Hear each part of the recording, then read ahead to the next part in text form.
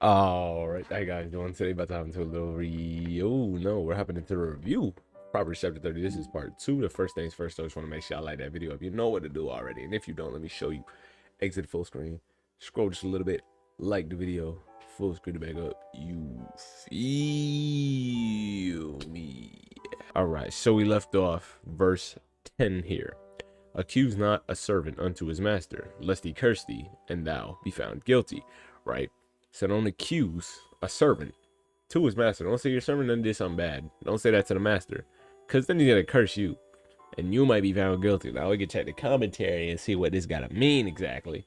So this mostly has to be something spoken about a third party who's not present, right? So don't talk about people behind their back.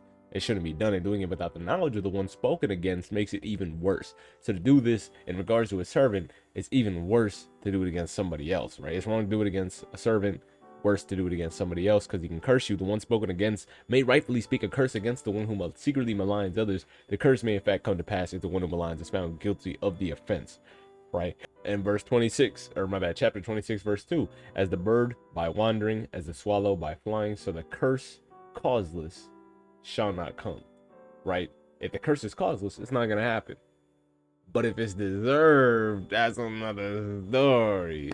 It's just an observation, right? These are just observations. It doesn't necessarily mean that somebody curses you, it's going to happen, especially nowadays in this day and age where we see a bunch of people into witchcraft and all that other type of jazz where they be speaking curses and spells and all that weird junk. But who knows? Who knows? Verse 11, there's a generation that curses their father and does not bless their mother. There is that generation. I wonder if in America we can even see that now, right? They curse their father and don't bless their mother.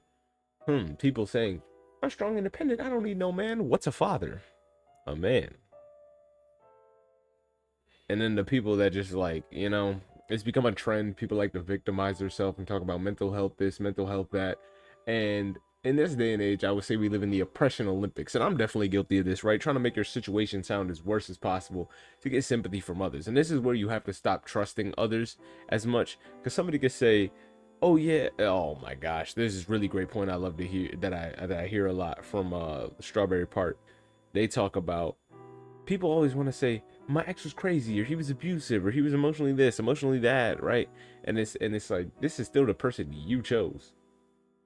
How long was he emotionally manipulative before you decided that you had enough of it?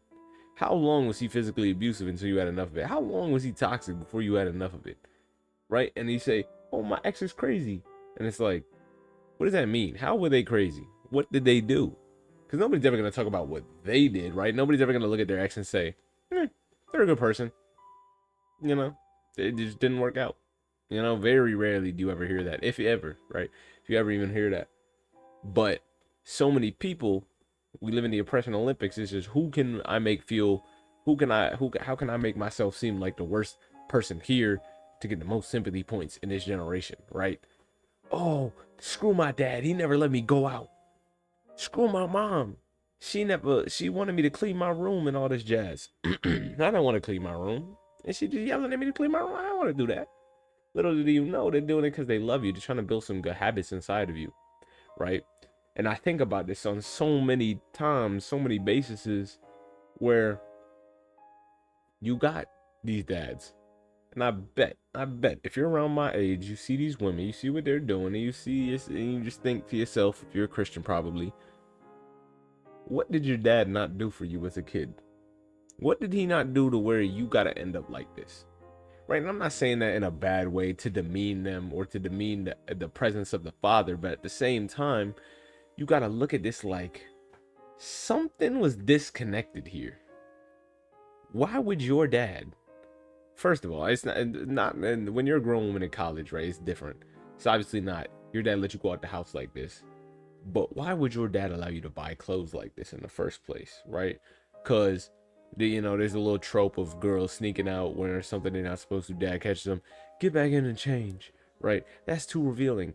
We not getting enough of that, bro. I'm seeing, what's it called? I work at a little coffee shop. We're seeing these high schoolers coming because we're near a high school, and I'm sitting here like, your dad let you go out the house like this? I know he's awake. You taking the bus to school. He letting you out the house like, they see you at 6 a.m. sipping his coffee. He's like, have a good day, honey. You don't no. Where's the love? Where's the love?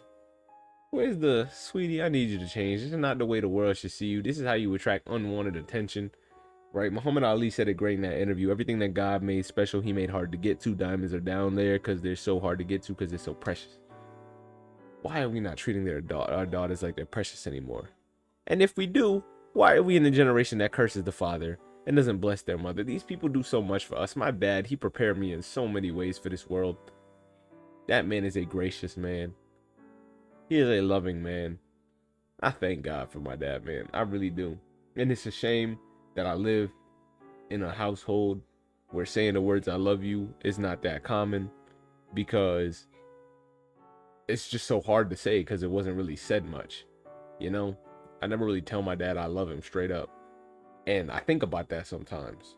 Like, I think the one time I told him I love him was like in church, when the pastor was like, if you're turn to somebody and just hug him and say I love you. And I hugged my dad and I said I love him. And I think before that, the last time I can remember saying that he loved me was like years, right? And that's to show how rare it is that I still remember what time it was. I remember both times, if that's all it's been. It's definitely been more than that, but like, it's so uncommon to me, and I think about that. I'm like, I would love to say that to him, but because it wasn't prevalent when I was a kid like that, like, or at least me saying it. I don't know if it's a me thing. I don't know. I know when I have my kids, I do want to overemphasize how much I love them, because like, it's been harbored up inside me to just say those words and like to mean it, because I could say it to my friends, but it's not the same, right? I do love my friends, but in a different way that I love the man that raised me and brought me up to be the man who I am, you know, and the one who tries to live God the best he can. And the love that I have for him is like, I tell God I love him, but I can't even tell my own dad. You know, my mom, I tell her sometimes. Not to say that like she's less important or anything, but yeah, I don't know. It's easier to tell my mom. Like my grandma, tell my grandma I love her. I tell my granddad I love her. My dad is a little harder, but my mom, she's like, I love you. I'll be like, I love you too, mom. Nothing crazy. I don't know. It's different, I think, because it's like men. My granddad is also a little different because, like, I don't know. He's like old. It's like a sweeter moment, I guess. I don't know, right? But let this be the lesson to you. I would say that I'd tell my dad I love him next time I see him, but I can't guarantee that. But you guys should definitely do so if you have a dad. Tell God you love him if you don't. If you got parents, tell them you love them, give them a hug, all that type of jazz. They appreciate it. They don't hear it enough. I promise you, they do not hear it enough. Be one of those people that goes and gives compliments and makes other people's day brighter. Because when he says, when a generation that cursed their father doesn't bless their mother, go back up here, right? Remove from me the vanity and lies. I don't want poverty or riches, because if I'm full, I might deny you. And if I'm poor, I might steal and forget who you are and blaspheme you. Why? Because we curse our father. We forget his existence and his blessings that he bestowed upon us and our mothers and what they've done for us, right? So we do live in that generation. And he was living in that generation. And look how that far got him. You know what I'm saying? Look how far that got him. Verse 12, there's a generation that are pure in their own eyes, and yet not washed from their filthiness. Are we not in these generations, oh people? Are we not there right now? Are we not feeling what the culture was feeling back then? Pure in their own eyes. Everybody nowadays, right? We talked about the oppression Olympics. Now every day, everybody thinks they right in their own eyes, right? We get into these discussions. If you ever watched a video on biblical morality, or even my last couple videos on biblical slavery, everybody thinks they're right. Do you think this book that condones slavery is moral? Sir, what are your morals? We're all accidents. And by that metric, what's the point? If we can kill accidents in the womb, which 99% of scientists say that life starts at conception, life, whatever you want to say life is, it's life. And scientists say that wherever your morality and ethics come in, that varies. But sir, be for real. If you believe in evolution, we're all accidents. There's no purpose to us. And because there's no purpose, everybody's thing, morality, is subject to nothing, right? There's no basis for it because we're all accidents. There's nobody to give us purpose. Have no purpose. Your life is useless. You're useless if you believe in evolution, right?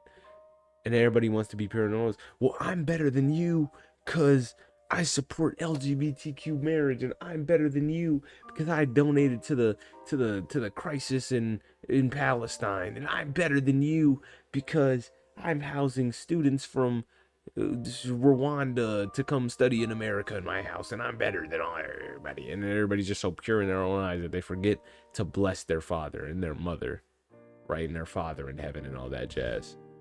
And is yet not washed from their filthiness. They're pure in their own eyes. They taking the specks out of yours, but they got planks in theirs. Yurt. Verse 13. There's a generation. Oh, how lofty their eyes. And their eyelids are lifted up. Everybody's so prideful. Everybody thinks they're the best. And I'm not gonna lie, I'm caught in this a little bit too. I was at dance practice tryouts the other day, and I'm sitting there like, I got this junk in the bag. I'm him. I got this, you know what I'm saying? And like, obviously, this isn't talking about that. It's more so pride level on a, like, I'm just better than everybody. Right, this is like dance practice. Obviously, there's some level of like objectivity to say I'm a better dancer than somebody, you know. But it's still pride at the end of the day, and it's not a healthy thing to say like, "Oh, I got this in the bag." It should be, God, if this is your plan, you know, let me be good at this thing enough to like make the team and, you know, glorify your name through that to some way, right? But people gonna do what people gonna do. This is generation, verse 14, whose teeth are as swords, their jaws are like knives, to devour the poor from off the earth, or to devour the poor from off the earth, and the needy from among men. Teeth are of swords, jaws are as knives. Come on now. This is our generation. Bro took a time machine, came here, and went back and was like, this generation. They exist. I done seen it now. I've seen the vision. All right, I done seen the vision. Everybody talking some nonsense. Everybody's so hate-fueled, hate-filled, and hate-driven. And do we want the poor? Do we want to save them? Right? We talk about all this junk. You can look it up, right? Go Google how much it would cost to fix homelessness in the U.S. The Department of Housing and whatever services and all that, they gave the estimate at like something odd billion. Right? Something odd billion? We're trillions in debt. What's something odd billion? Not even a lot for real. Comparatively. We got billionaires. We got trillionaires. Is Elon but yeah, I don't think he's a trillionaire yet. But he could pay that junk. Right? If they cared. If they cared. And get the needy from among men. These people don't love these people.